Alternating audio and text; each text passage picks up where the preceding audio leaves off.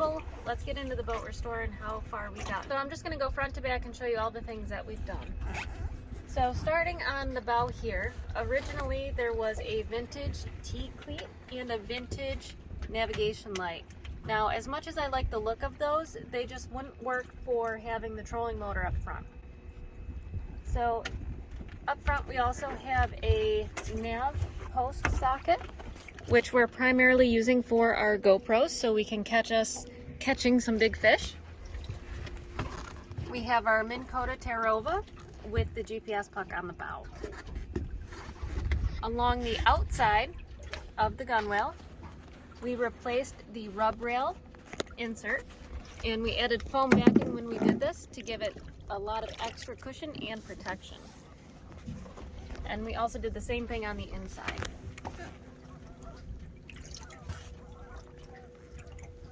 So originally this bow had 3/4 inch boards going front to back that supported the bow along with this front piece. We replaced all of that with 1/2 inch starboard, but when we put the trolling motor on, the bow was still really flexible. Because this is a boat from 1982, it wasn't meant to have a trolling motor on the front. So in order to reinforce it, we cut out a sheet of 1/2 inch starboard to the shape of the bow, and we tied it in to the side of the hull with brand new brackets. And even with all of that, it still wasn't quite strong enough for this powerful trolling motor. So we ended up doing plywood boards going across. So we have a cross-functional support for the bow, which makes it nice and sturdy for our trolling motor, and so you can stand on it. So the trolling motor itself is a 36 volt, 112 pound thrust, as I said, Minn Kota Terrova, with a universal transducer. It's a 72 inch shaft. Trolling motor setup, we have an 80 amp circuit breaker with 1/0 wire going all the way back to our trolling motor batteries, and I'll show you the battery setup in a little bit. We also have the quick connect plug and the quick connect base. So this makes it really easy for us to take the trolling motor off if we're going to some sketchy place or just for storing it over the winter.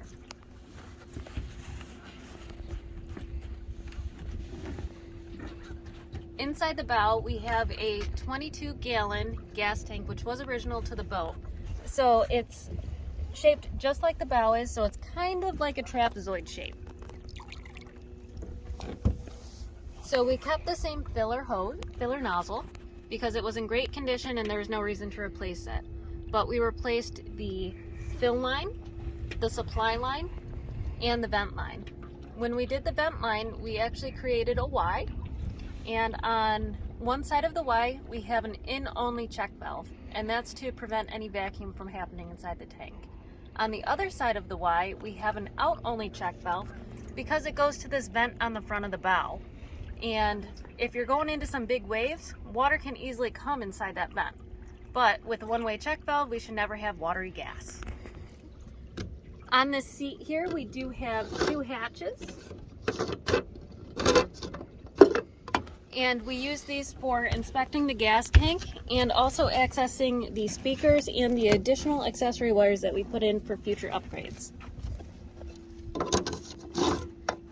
Now, the other handy thing about these 2 hatches and why we put them where we did is we can get to all the bolts that connects this whole front seat together, so it's completely disassemblable. And that's true for everything that we built in the boat. All of the floorboards, all of the sidewalls, they're completely disassemblable with just a few hand tools. And we chose to use bolts over rivets specifically for that purpose. And with that, we have at least 400 stainless bolts with the various washers and nuts. So it was a lot of hardware and a lot of stainless in this boat. So this board that I'm sitting on, it has fiberglass on one side and the whole thing is encased in epoxy.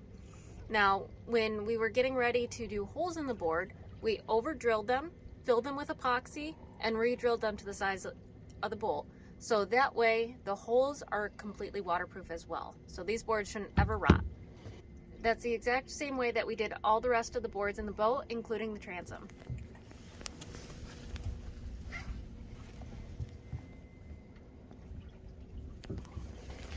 Moving on with other features in the front, we do have dual 12-volt plugs so we can plug in our 12-volt oven or charge other devices. We have these two Scar speakers. We chose them because they had great reviews on Amazon and they have metal grills. And the geese are cheering us on again. And Duke is intently watching. Sorry if I'm talking over the geese, they're a little bit upset at us right now. So originally there was styrofoam flotation in the Gunwale, but styrofoam flotation always tends to crumble, fall apart, and then you get little tiny white things all over your boat. So we removed all that with the pressure washer, and we plan to add flotation back in, even though we haven't done it yet. So we did add the standard cleats along the Gunwale, but when we were looking at the Gunwale and the original boat structure, this aluminum is very thin. So we noticed that there was a lot of flexing from the original rod holders that were there. So in order to prevent that with everything that we plan to mount here, we added 1/2-inch boards soaked in varnish underneath and screwed them in. So this gives the aluminum a lot more structure, makes them a lot more stable, and if I don't fall in the water here, you can see I can walk all the way around, and there's hardly any flex in this now. Up next we have the only storage hatch we have in the boat. So this lid was originally really flexible, and we thought it wouldn't be sufficient for holding up to people walking across it, and that's what the reviews on Amazon said. So what we did is we filled it with fiberglass and epoxy, so now it's really strong and we're not worried about it cracking. Inside the hatch here, we have our throwable life preserver. We have our expandable bowl.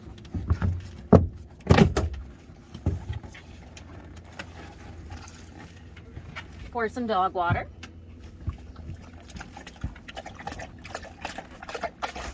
And we have our plethora of soft baits. So inside here, we have our fuel line, our 36-volt 1-aught line that goes to our batteries, and we have the lines going to our speakers. We also have lines going to our LED strips, which I'll show you shortly, and we have pull cords so we can add extra things in the future. Right here, we have stringer extensions. Now, these stringers are what supports the floor. So in order to make our redesigned floor work, we had to add these stringers. In the very bottom here, we have basically a subfloor, which keeps everything that we store in here out of the grit that accumulates in the bottom of the boat.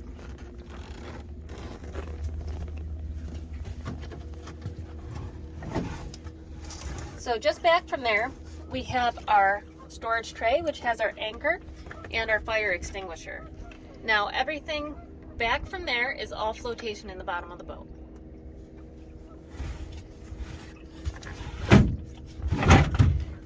So this front board here has a slight angle to it, and that's because we designed the floor to go along that channel along the boat. Now I'll show you a picture of what it looked like originally, but this gives us a lot more space, and when we redesigned the floor, the original floor was actually raised up here and went to the back of the console, but we wanted to maximize the space, so we dropped the floor down along that channel there and made it as wide as possible.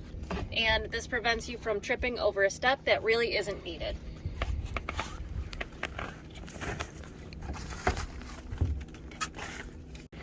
So originally the console had a built-in seat in the front that was made out of wood. We didn't want to design something that complicated, so we just went with a cooler seat. Now, our original plan was to buy an extra cushion that fits this cooler to go along the back here. But we decided that we wanted something multi-purpose, so we're going to make our own vinyl-coated life flotation devices that we're going to use as cushions and as throwables, so they're dual purpose. So next up we have the T-top. This is the Fishmaster Original. We like this because it had a more straight support system. So we went with the original design instead of the newer style that has a little bit of a swept design and a little bit more curved. We thought this kind of fit the vintage theme of this boat. So already, so we have 6 lights on the front that have dual LEDs, one spot and one bar-shaped floodlight. We also have one on each side, and eventually you'll see that we have 4 on the back. We do have plans to add a couple more, and you may think, wow, that's a lot of lights, that's kind of crazy and excessive, but when you're rolling into your campsite late at night, or when you're headed back to the dock when it's already dark, it's very handy to have so you can see exactly what's going on. So if you're interested in our light setup, make sure to check out our other video. These are connected to a dimmer that can handle up to 250 watts, so it's really handy. Now, the other feature that our dimmer has is it has an SOS mode, which is perfect for boating. So up next we have our console. To start off with, we have a Garmin 93 SV on a swivel mount. And before I knock everything over, this makes it really handy, so even if we're standing on the front of the boat, we can turn it all the way around and see what's going on. We have already added phone holders and drink holders, so we're well hydrated while we're out here on the boat. We have a Blue Sea System circuit breaker 8-switch panel. So this is really handy. So if something happens, you can just hit the circuit breaker and boat on. This cable here is actually connected to a 12-volt accessory panel on the side of the boat. This also helps us monitor our house battery voltage. Up next, we have our dimmer switch, and we left enough space so if we want to add even more lights, we have the opportunity to do that. Next up, we have dual bilge pump circuit breaker switches, so you can reset them. These have an auto feature, and it's lighted. You can't really see it right now because it's bright. It also has a momentary manual, so you'll never accidentally keep your pump running for a long time. We have the original steering wheel. There was nothing wrong with it, so we decided to keep it, but we added this steering knob for easy cruising.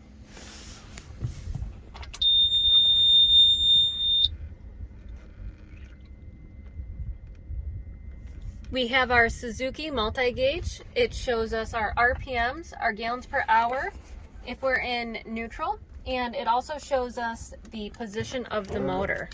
And finally, we have our Kicker KMC4 stereo. So far, we really like it, but we're definitely going to have to move this because it's very hard to see in the position that it's in. So we're probably going to move it over here right below our switch panel. Now, on the inside of the console, we also have a subwoofer, and that really rocks the boat. Originally, there was a standard seat post for the captain's chair. That really wasn't going to work for us because it wastes space, and in this instance we can snuggle. And we also have the swing back cooler seat. I'll put a link in the description below, so we can sit here and watch our rods while we troll with our Minn Kota iPilot going for us, so it's completely hands-free. So we have the cooler seat facing back, so it makes it really easy to throw the fish in and you don't have to try and go around the front. Right now we're using this primarily for storage.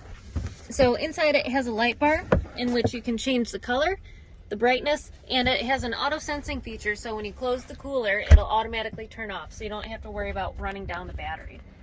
Now, the way we mounted this cooler seat to the floor is we use these brackets. So this seat is completely removable, and the idea is that when we want to camp and sleep on the boat, we can take those brackets off and move this whole cooler to the front.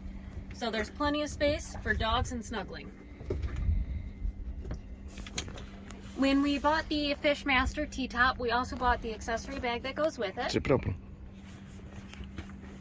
Right now, we're using it for all of our life jackets. It has some additional pockets which we haven't filled yet, but I'm sure we will. And for right now, we're just storing our nets above it, but we have plans to make a bag for them.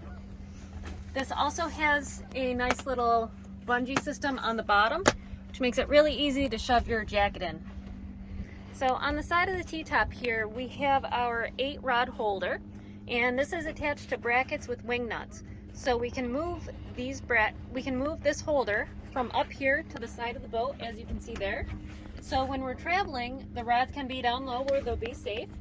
But before we take the boat out, we transfer the holders up to the top of the T-top, put our rods in before we're on the water so we don't drop anything, and this way they're out of the way. So in the side here, we do have these Rod Saver rod holders.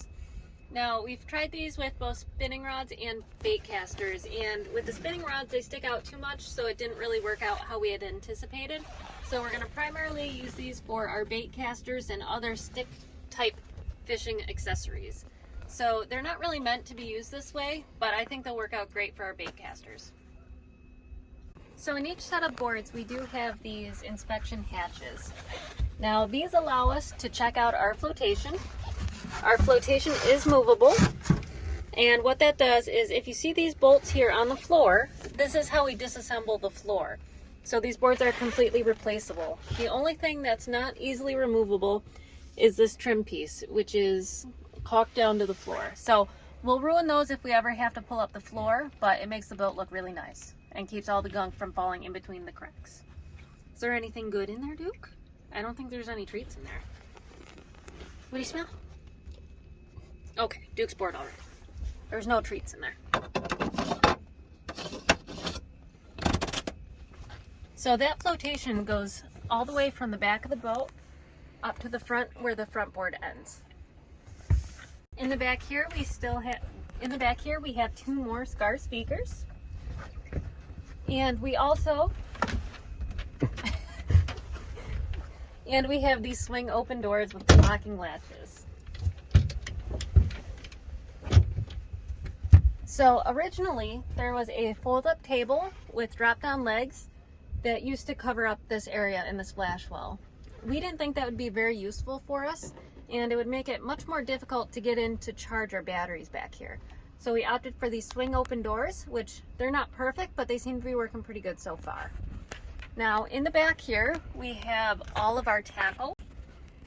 So eventually with our tackle, we're going to lift up the cooler seat and make a pull-out drawer. And that'll make it a little bit easier to get to our tackle instead of having to jump into the splash well here. But this is working okay for right now. We also have our safety gear, a set of flares. We have a cast net for catching minnows.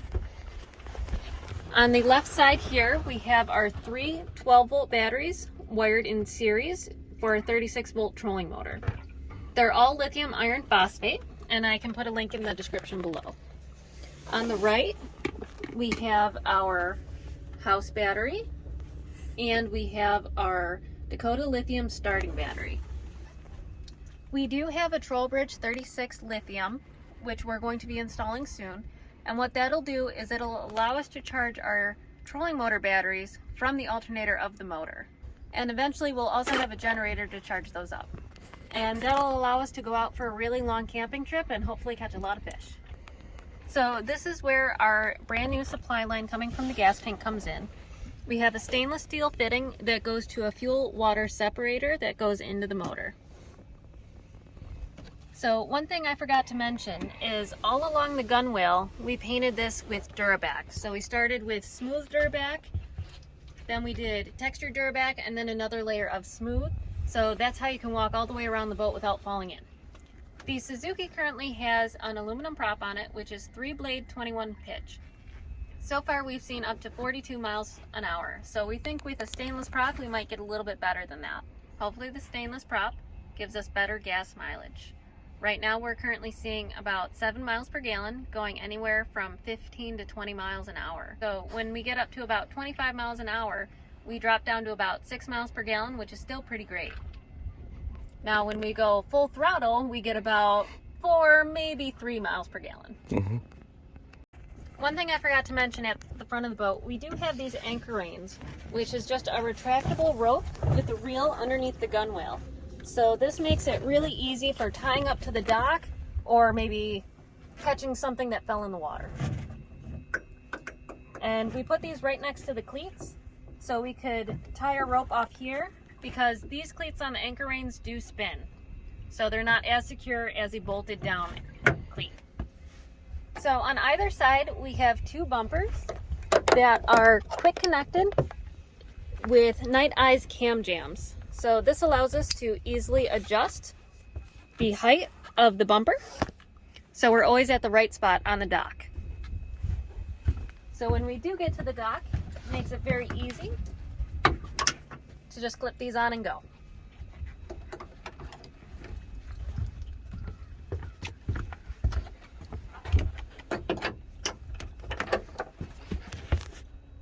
On either side of the stern here, we do have 2 more nav light posts. As you can see, we're using one for the GoPro and the other we can use for our nav light at night, or we can use it for an extra GoPro during the day. And there's 2 more anchor reins in the back, so that makes it really easy to hook up to the dock. And last but not least, we have our Suzuki 140. This boat is actually rated for a 175 motor, but we chose this one for several reasons. The weight of this motor is very similar to the Mercury Mariner 2 Smoke that was originally on the boat. Now that motor probably could have lasted us a long time, but we didn't want to sit there and listen to it running and humming and purring loudly while we were, you know, trolling and hanging out. So that's one benefit of this. So the original Mercury was so loud, we wouldn't be able to sit in the back of the boat like this if we still had that motor. So with the Suzuki, you can see it just purrs along and it's not loud at all. So that's the other reason why we went with the Suzuki. So you can hear that it's very quiet and it's not loud and disturbing all the geese again. Okay. So right now we're going at the lowest idle that we can with the motor. There is an additional troll feature in the motor, but we probably won't use it because we don't want to add that many hours on our motor. We want it to last a really long time. So we're going to do some speed tests and we'll show you the display here and the fish finder. So let's get going a little bit faster.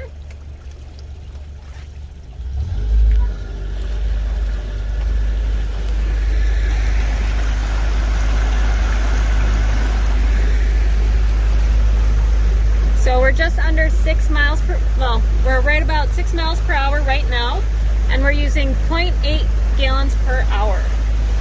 And the RPMs?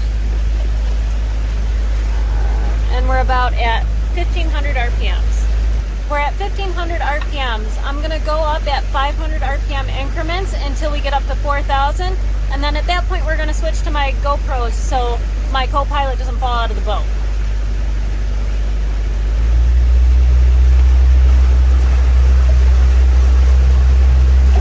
So we're right about at 2000 RPMs. We're going 7.3 miles per hour. So we're right about at 2500 RPM. We're going 9.5 miles an hour.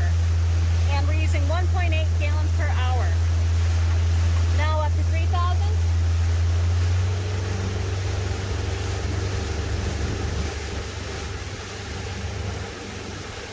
Now we're going 13.6 miles per hour, using 2.4 gallons per hour.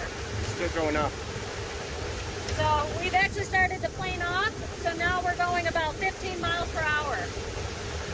So now we're going to go to 3,500.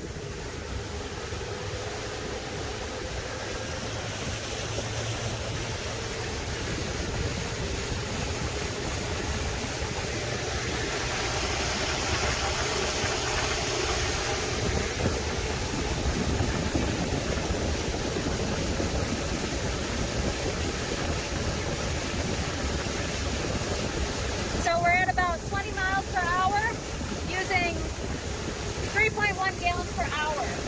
So now we're going to bump it up to 4,000.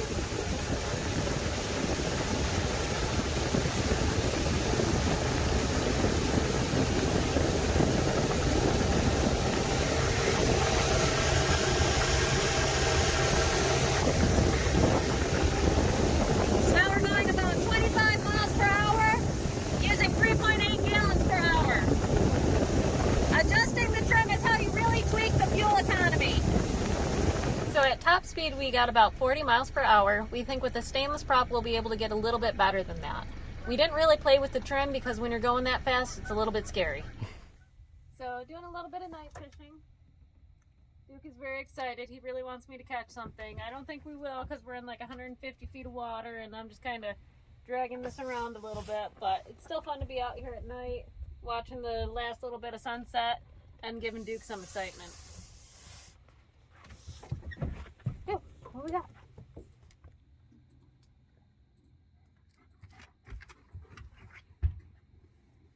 Duke, am I gonna catch a fish? So we're over a giant school of minnows. They were attracted to our green light.